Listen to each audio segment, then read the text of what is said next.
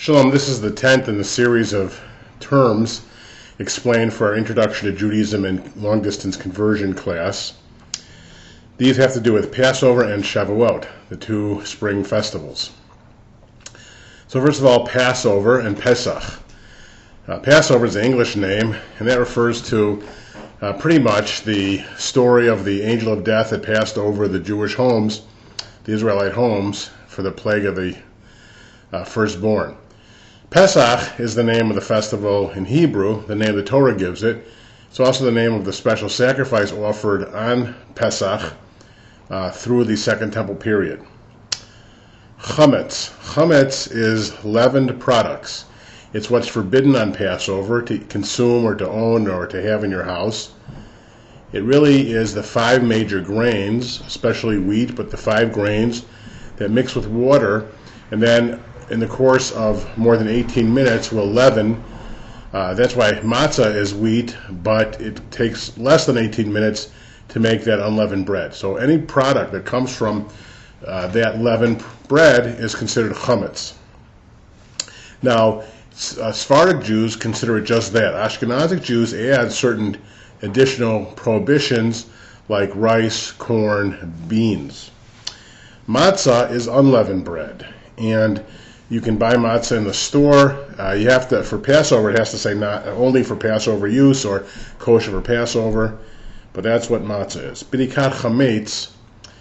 Bidikat chametz. Bidika is to check, and chametz is this leavened product. It's a special ceremony, bidikat chametz, that takes place the night before Passover, and traditionally it's with a wooden spoon, a feather, and a candle, where you go around the house hunting for any chametz you might have missed in your preparation. The term Yitziat Mitzrayim. Yitziat is the Exodus, and Mitzrayim is the Hebrew word for Egypt. So the whole story of Passover is about the enslavement of the Jews in Egypt and their liberation of Yitziat Mitzrayim. The next term is Ma'ot Chitim, and that is customary and by law the requirement to sell your chametz to a Gentile that's left in your house, the chametz that's left in your house for the duration of Passover. And the money that you give to the person who's the agent to sell your chametz, that money goes for charity. Also, because Passover is fairly expensive, a lot of Jewish communities will have a charitable collection to provide food for needy Jews that's kosher for Passover. All of that is called Ma'ot Chitim.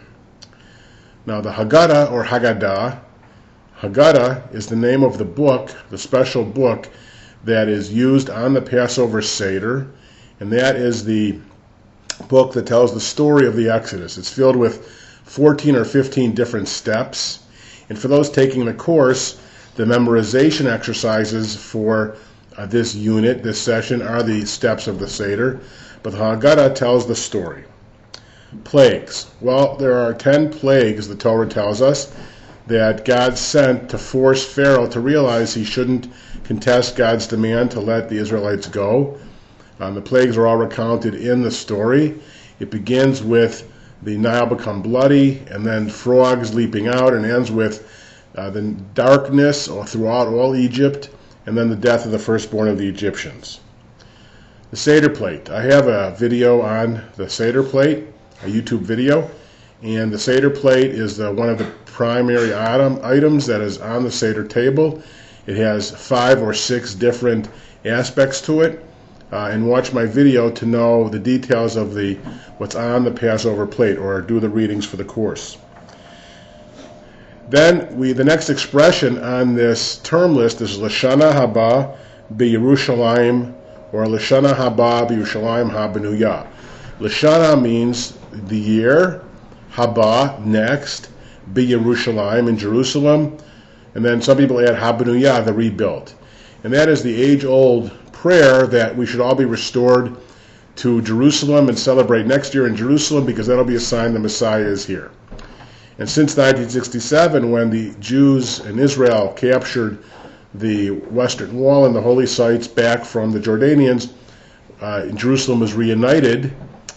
Some people say HaBenuyah, the rebuilt and reunited Jerusalem.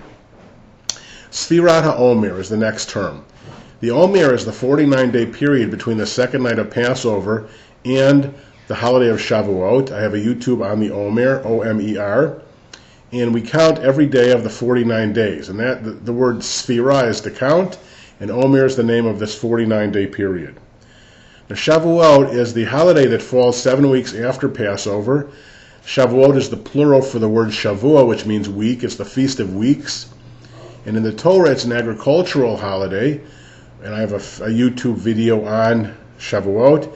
It's also a time when we celebrate the giving of the Torah, the Ten Commandments. Bikurim, that means first fruits, Bikurim. And Bikurim are the first fruits that would be brought to the temple on the holiday of Shavuot in a special ceremony described in Deuteronomy. The book of Ruth, Ruth is next. That's the name of a book in the Bible, in the final section of the Bible. In Ruth, I have a video on Ruth. It's a wonderful story about the first woman who converts to Judaism, becomes the ancestress of King David, the Messiah, from whom the Messiah comes. A very powerful story about her cleaving to Judaism. And the final term here is Tikkun Leil Shavuot. It's a study session on the night of Shavuot, the first night. Some people stay up all night, and it's in honor of the giving of the Torah. Those are the terms for session 10, Pesach and Shavuot.